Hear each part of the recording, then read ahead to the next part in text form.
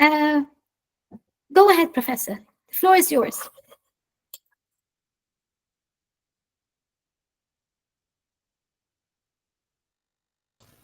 Dr. Muhammad, can you hear me?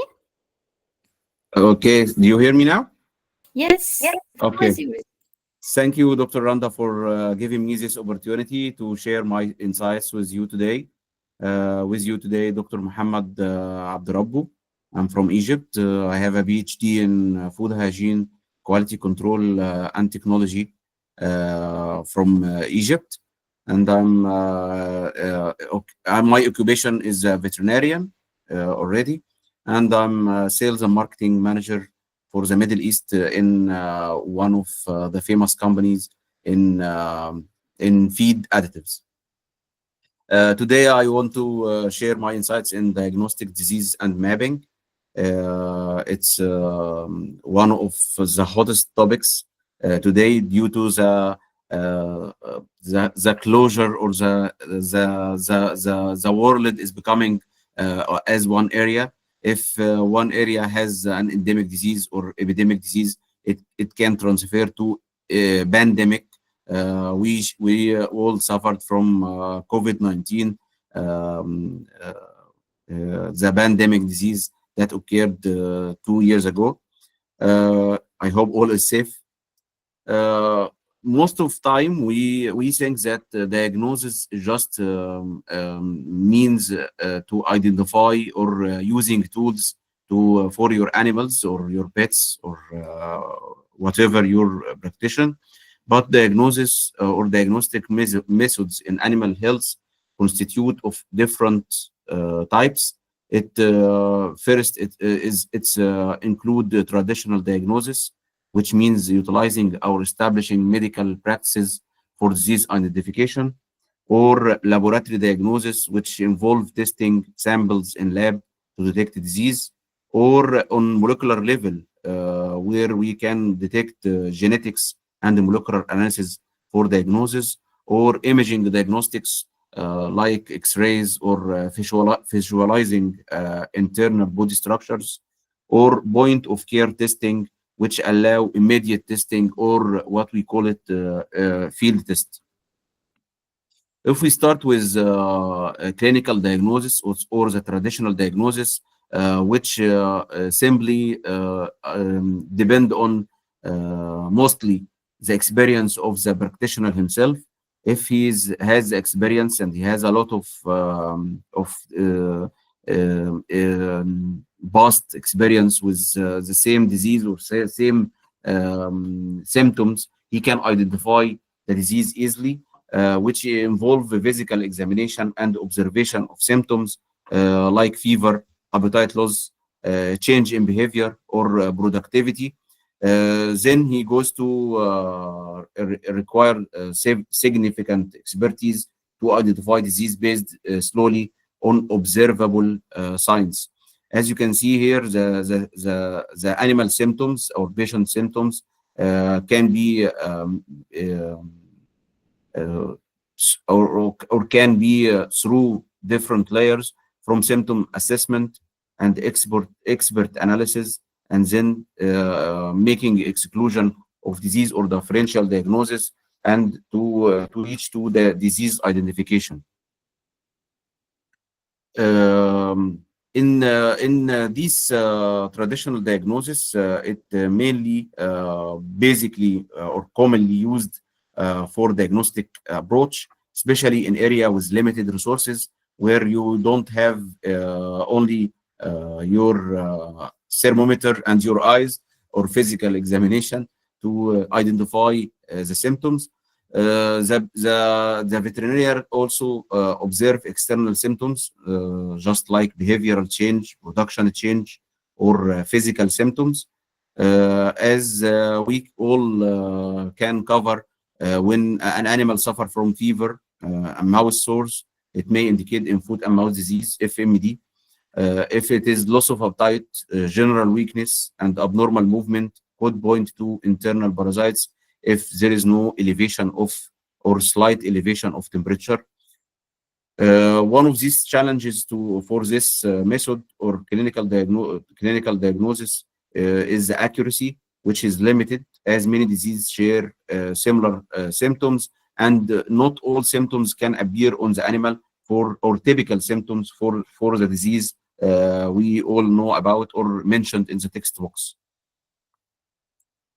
The second type is laboratory diagnosis, which constitute of blood test, for example, like analysis of blood component to detect infection or systemic issues, bacterial and viral culture by making bacterial culture, or we say it, you have to take the sample from or specimen from the animal itself and grow it in lab on a specialized media. Serological tests, which can detect antibody against specific viruses or bacteria. This method enhances accuracy by utilizing laboratory tools to identify the disease causing the agent. So in this diagnosis or this type of diagnosis, we search for the causative agent, not only the symptoms, which can be detected by, as we said, blood tests or microbial cultures, either from samples from blood, urine, or feces, and it has to be transferred in a specific condition to the lab and collected from special specimen. Also, culturing of salmonella in cases of diarrhea, it might be easy, but if we are saying for leptospira, an example, which one of the hardest bacteria to be detected, also the serological test detect antibody produced by the immune system against specific pathogens, or using ELISA test to detect avian influenza or even brucellosis. For practical application, diagnosis bacterial infection such as anthrax, or identifying viral diseases like Newcastle disease in poultry. Also, a molecular diagnosis, which is more developed than laboratory diagnosis, using the real-time PCR or ordinary PCR, polymerase chain reaction, to identify the DNA or RNA of the pathogen itself.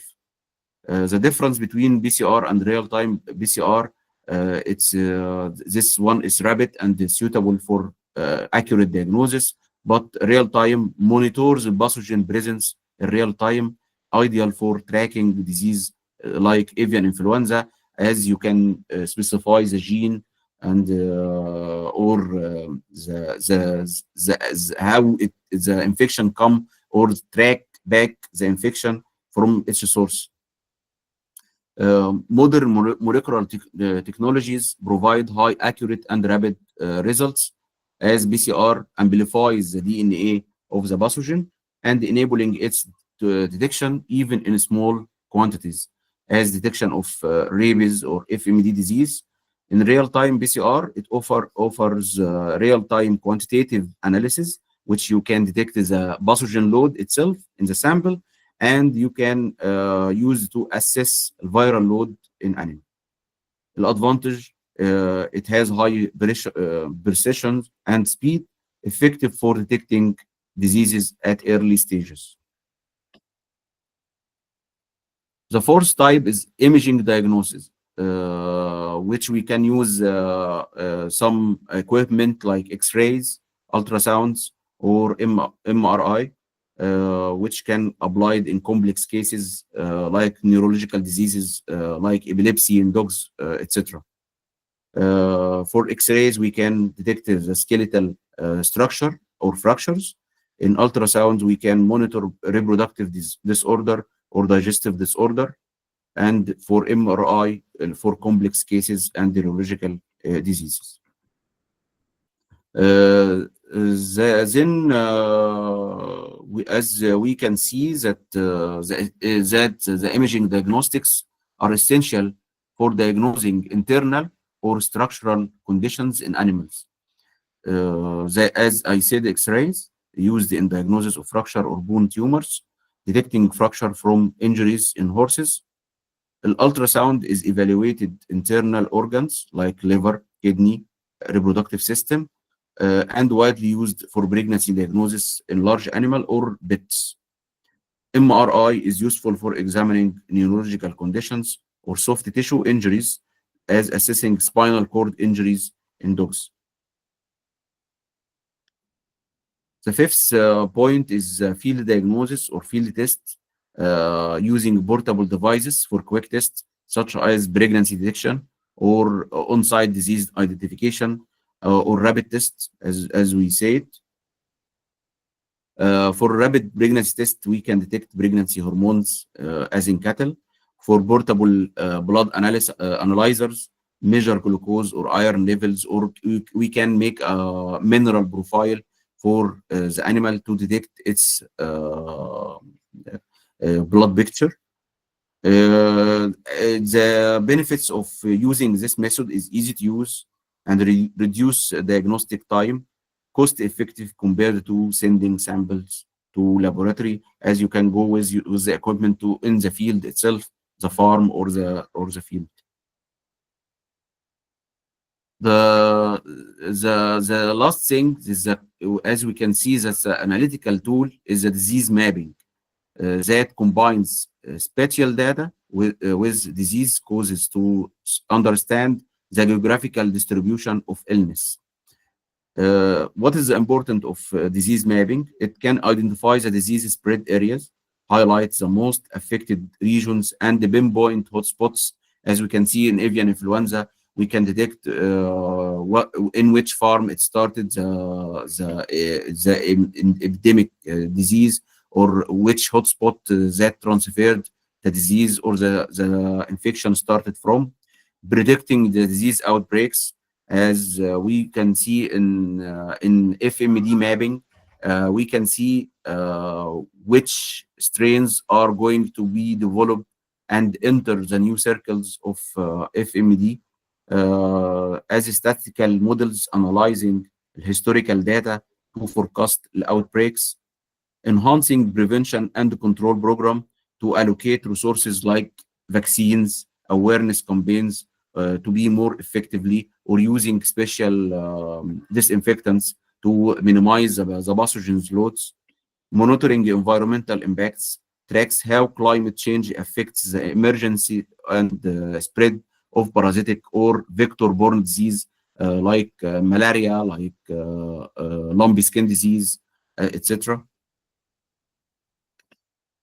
There is also modern tools for disease mapping, which can evolve due to the new technology we are inventing, like GIS, Geographical Information System, as analyzes spatial data effectively, and by pinpointing each farm and its location, and also if you can have the information about the employment inside the farm, where they are located, how far they can travel, where these animals, either poultry or cattle, can travel to, or are collected from. Artificial intelligence, which is considered a revolutionary solution for disease mapping, to recognize patterns and factors influencing disease spread. Nowadays, we have also some integrated system. As you can see, you can analyze the behavior of animal by special cam, and this special data collected from the cameras, and can be statistically analyzed and identified to predict the behavior of this animal in the near future. Are they are going to have avian flu, etc., or مثلا bursal disease, Newcastle disease, FMD disease for cattle, and so on. There is also the remote sensing, which can maintain or make a closed circle, observing environmental variables like humidity and temperature that impact disease. As we can see that the seasonal impact on the disease, either behavior or physiological, can alert them, and we can be prepared for these changes.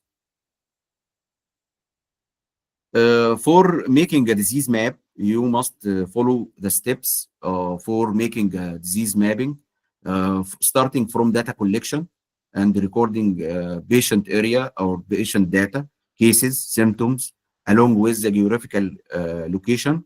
Input it into GIS system. Where GIS system is something altered from GPS system, as using software like ArcGIS to analyze the data and create a clear map. Practical examples: monitoring the spread of avian influenza in specific regions and linking it to bird migration routes, tracking lumpy skin disease in cattle, and correlating it with the temperature and humidity changes, or even the insects gathering. Rule of artificial intelligence. AI helps predict areas at risk of disease outbreaks based on environmental patterns and historical data. The general benefits for all is targeted allocation of preventive resources, such as vaccines or campaigns, reducing the economical impact of disease through early intervention. And this in this you can be proactive, not reactive. Thank you very much for your time and your listening. I'm ready for any question. Thank you.